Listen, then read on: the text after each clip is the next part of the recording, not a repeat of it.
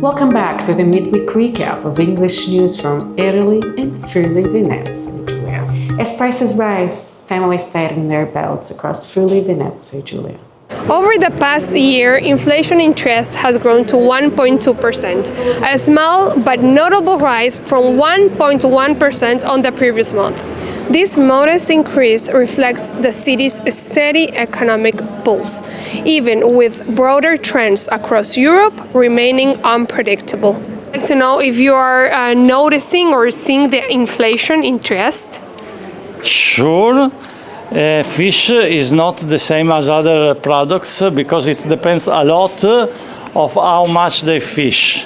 So it's not that it's the same for everything, and it depends. But as a consumer, I notice that for sure. Are you noticing inflation interest? Yes, absolutely. There's been, especially in some vegetables and some fruits as well, we've seen an increase in prices and a lowering in people buying these products because they cost a lot for what the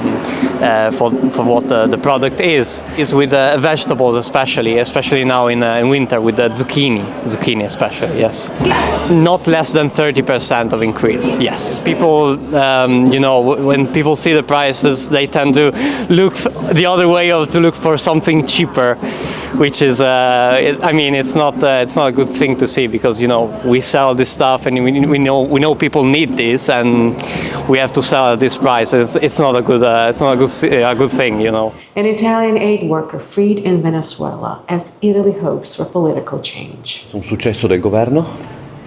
La situazione in Venezuela è delicata, ma devo dire, se posso dare un mio giudizio, migliorata, perché perlomeno si può sperare in un percorso di democrazia in un paese sorretto da una dittatura, che era sorretto da una dittatura. Trieste goes 24/7. More patrols, safer streets around the clock. Trieste's local police have launched a 24-hour service. Since May 2025, night patrols have strengthened city security, managing road accidents, citizens' requests, and integrated territorial control. Well, today we are going to point out the results of the 24 hours work of our local police. The service started in May. It involves about 80 people, and the work focuses on incident detection. It's really an heavy engagement for our command, and I really want to thank all local police officers for their important commitment versus the city and the citizens. Stronger borders, safer Friuli Venezia Giulia. Friuli Venezia Giulia is set to receive a major boost in police staffing, with 124 new officers assigned to border and security services, including nearly 60 in Trieste alone. The move aims to strengthen border controls and improve public safety across the region in early 2026. Friuli Venezia Giulia goes digital. Schools embrace AI and the future of learning.